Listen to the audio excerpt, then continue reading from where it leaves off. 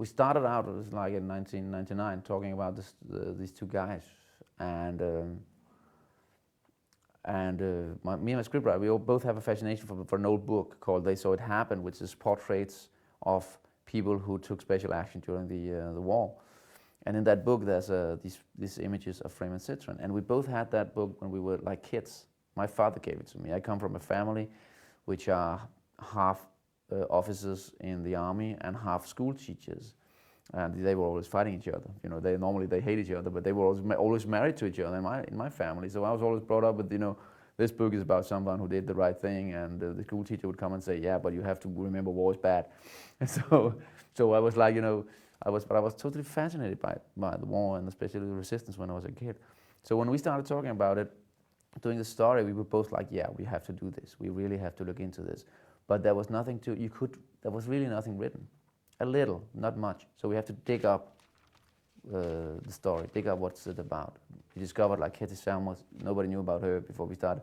We started talking about with all the survivors from the resistance, or everybody who had a glimpse of flame, the guys who were close to the Flammen Citronen, everybody we could find. Unfortunately, a lot of them are dead now because of the long period of research. Then we went on to the archives, and the Danish archives, the Swedish archives, the Norwegian archives, and also the Dutch archives and the French archives, national archives, and also the English intelligence, the MI6, and the CIA, and the American CIA, because they took out papers from Denmark when they left in '45. They took away the Gestapo papers, and there was a lot of secrets in that. So it should be in Denmark, but now it's here. So to open up these spy things was very difficult, but we succeeded, and we found some very controversial stuff in there. And then when we felt that we was kind of ready to try to write the script, and then we found out that nobody really was interested in the film. We couldn't get the funding at all. Everybody was thinking that the Second World War was grey and dusty, and you know, even though we only had like 4 or 5 good, just you know, reasonably good war films in Denmark, they thought it was enough.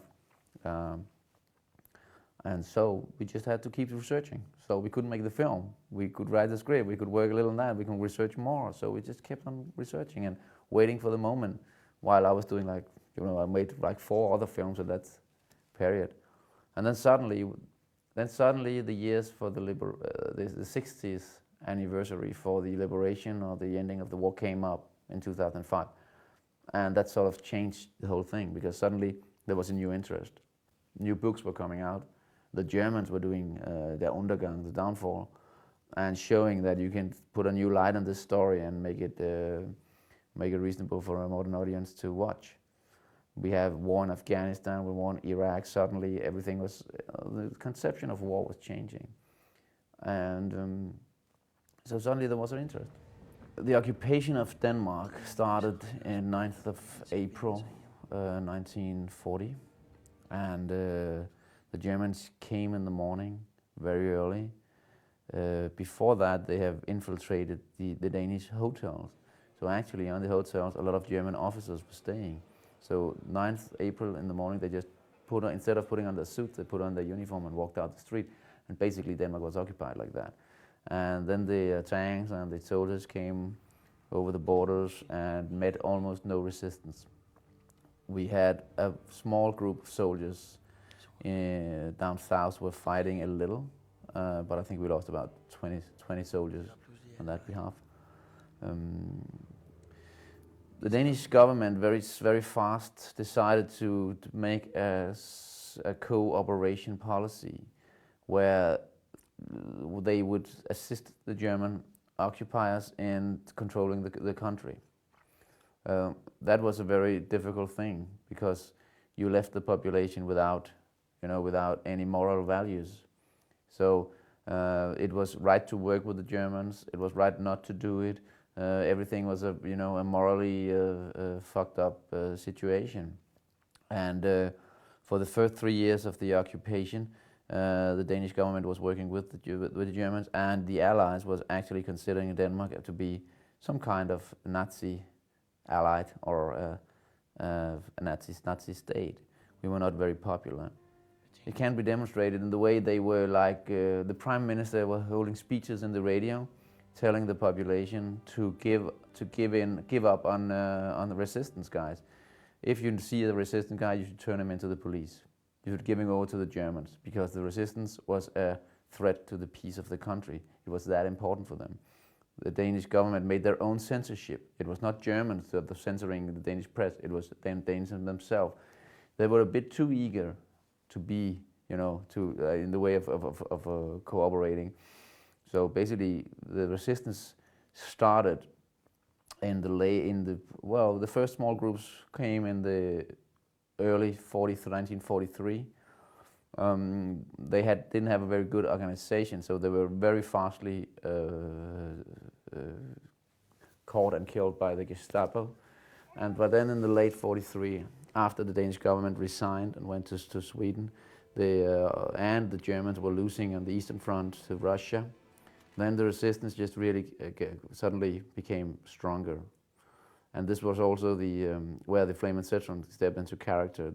Citron was one of the first resistance guys in Copenhagen at all. Belonging to some small groups that was captured by the Gestapo, but he went free, went to Sweden for a while, came back, and then suddenly he was a real resistant guy, and turning into being a part of this very hardcore group of the Danish resistance that were pointed out to kill traitors and to kill cooperators and collaborators. After Flammen Citronen dies in 44, then the war luck has totally changed, and now the Germans are losing. So the resistance becomes more and more, significant. More and more, you can see them suddenly. There's a really fight going on all the time. And in the end, the German leaves the country between the 4th and the 5th of May 1945. And that's basically, we follow the traditional war history from 40 to 45. It's a very normal occupied country's story. What was not normal, which is a story we share with the French as well, was this very, very heavy cooperation policy that we later on had very big problems with dealing with. We have big problems coping with that fact, and we actually wrote another story afterwards just to make ourselves look better. Papier. Danskere i tysk uniform. Forrædere. Nogle af dem er trænede soldater fra Østfronten. Nogle brutale svin. Ikke til at komme tæt på. Der er altid i grupper.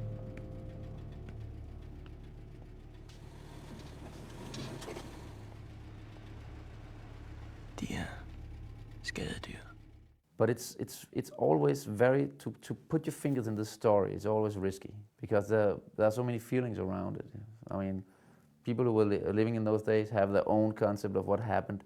Everybody has their own the pictures, images of how it was, and if you try to do something else, I mean, you really can get in trouble. And when the film broke in Denmark in March 2008. People were really, there was a lot of anger, a lot of angriness, and really a lot of controversy, debate, and that was a tough time because I had to go out for a month every day in the press defending the film, talking about the film, and I was there all the time, but that was pretty harsh. I hadn't imagined that it would be that controversial, just to deal with these matters that we haven't dealt with, because we haven't dealt with the part of the resistance that was shooting other people in the head.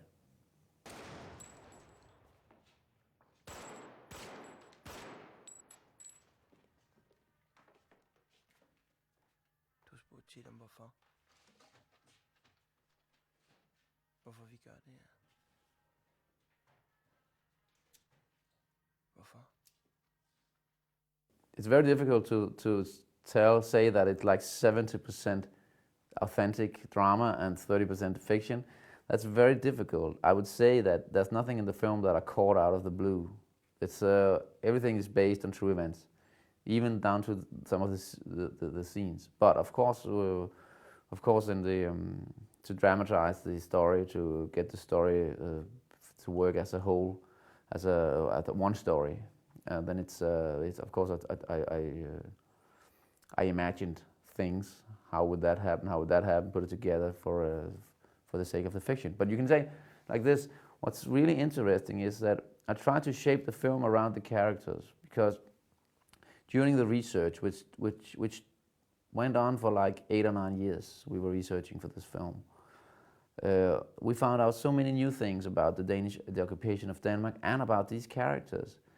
So, for instance, if you have like Ketty Selmer, which is the woman the Flame falls in love with, she was like having a love affair with Flame. She was having an affair with the Gestapo chief Hoffman. She was having an affair with the character Winter, which was the boss of the Flame.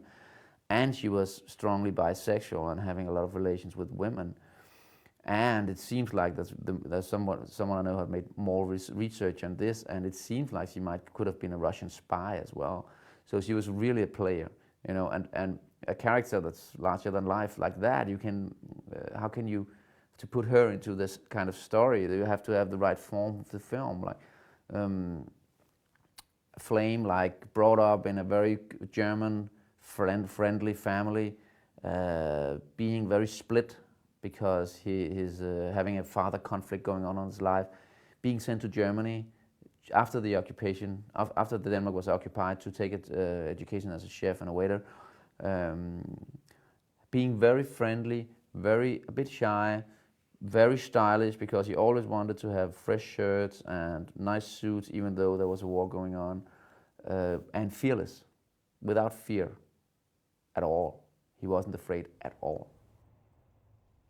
Hvad vil du? Må jeg komme ind?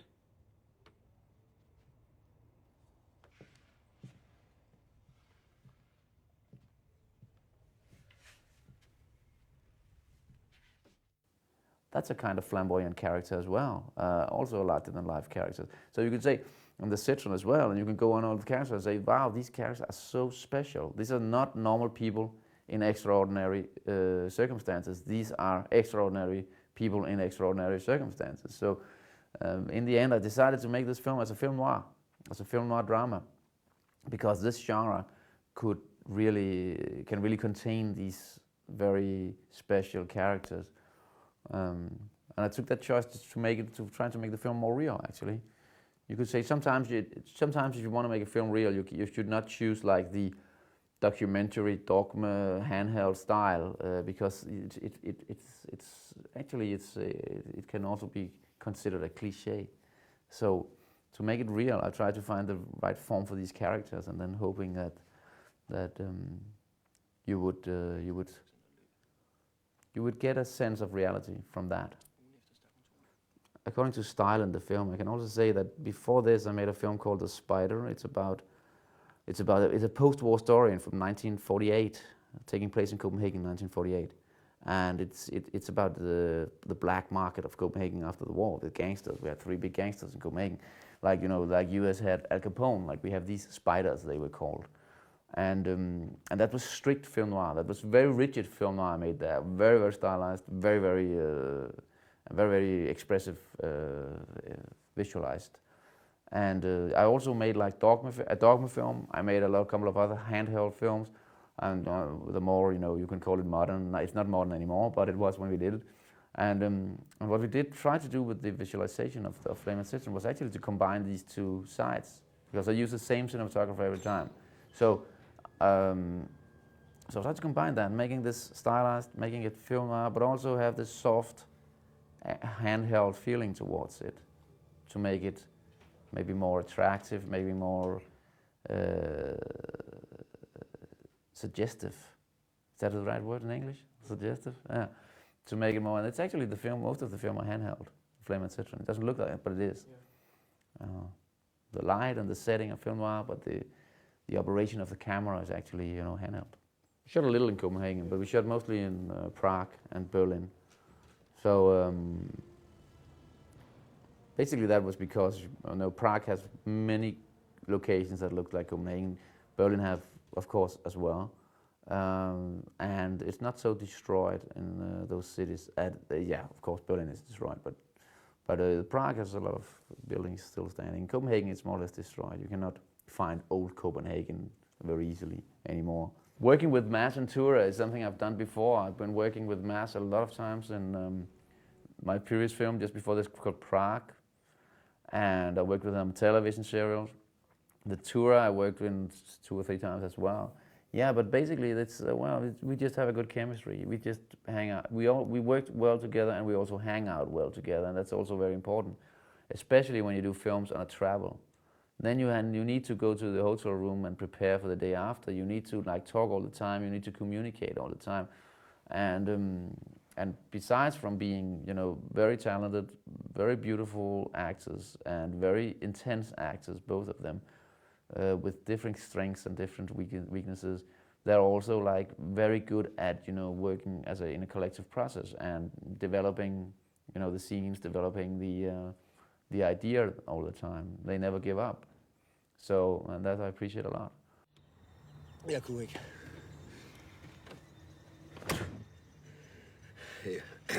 Jeg ramte en kun i skulderen. Jeg kunne sgu ikke. Jeg har aldrig slået nogen ihjel før, Bent. Undskyld. If you work with someone several times, you get further than you would have become. I mean, you get further every time. You don't have to say all the. You don't have to do the basics all the time.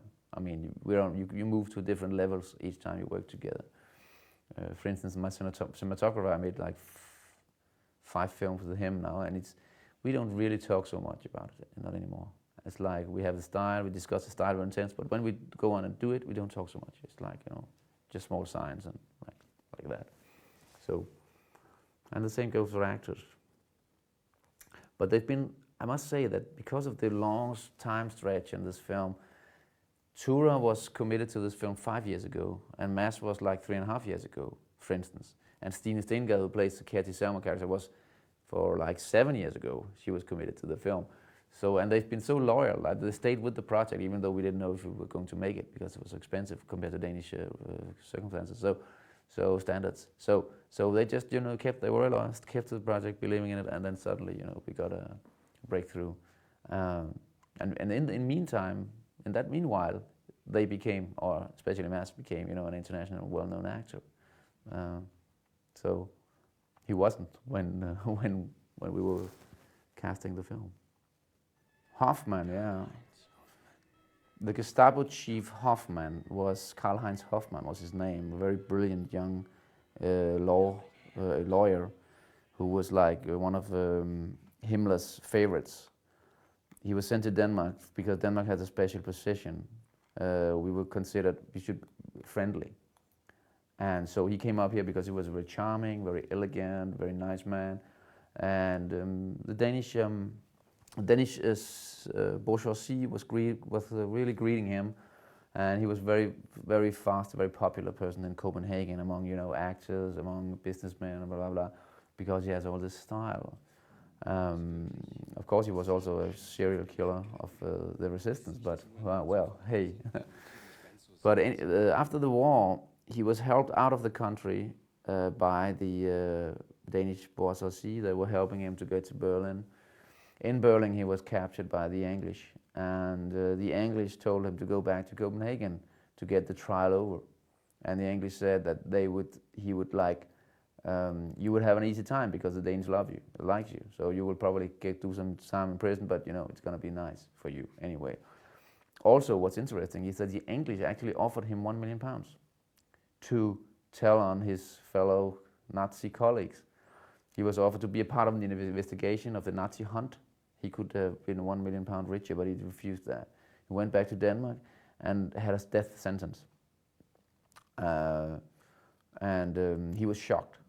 But for this treatment, and after that, the sentence was very fast changed to life imprisonment, and very fast again changed to 7-8 years of imprisonment. He went out in 1952, and went back to Germany and made a lawyer practice some kind of thing, and lived a kind of good life. Had 2 sons, remarried his wife. He had been divorced from his wife in Denmark, because I think he had too many affairs with other women. But he remarried and went back to normal. But the only price he really paid was that he was a kind of a broken man from the imprisonment. They had treated him very hard. And he'd suffered from alcoholism, which were developing very fast when he came to Germany. So he was a traumatized Nazi. But he got a good life. He dies from old age. He died in 89, I think. Flammen Citronen was just after the war. They were big heroes. They got medals from the American Congress, and Flame got a special medal from Montgomery, post-Himmler, of course. And they were big heroes, but they were kind of very soon forgotten. Only the old guys remembered them. There wasn't. I think it's because in the 60s and 70s there was a strong idea of pacifism, and everything with war was bad, and so they were too wild. They didn't fit into that image, and so I think that they were forgotten by that. So when we brought it up again, now they are heroes in Denmark, but they're not the heroes they used to be. They are more fragile heroes. They are heroes with souls, in the sprinkles in their souls, blood dripping, people who are doubting, people who are in despair, people who are paying the price and making mistakes and blah blah. But anyway, the motivation is like, they did it because of the hatred for Nazis and for the freedom of the country. So they're still heroes, but in another way. That's an interesting discussion. I mean, no, I don't think extreme violence is justified if it happens to innocent people. I mean, the Germans were calling. If you look at the resistance, you can look at it with two eyes. Two ways. You can look at it by a group that was right, and was taking actions that were extreme. Sometimes it would terrorize people, scare them from dealing with Germans, or you can see them as pure terrorists. And that's what the Germans did. That, of course, saw the resistance movement as pure terrorists. But I think that's what's in the context of today. You can say that the war that goes on in Afghanistan and Iraq is the same war as a resistance fighter had. It's the same. I'm not saying that they're resistant fighters because they fight it's a much more complicated situation. But it's the same kind of war. It's a partisan war, and the mechanisms are the same. The way of fighting, the way of dealing with moral issues are the same.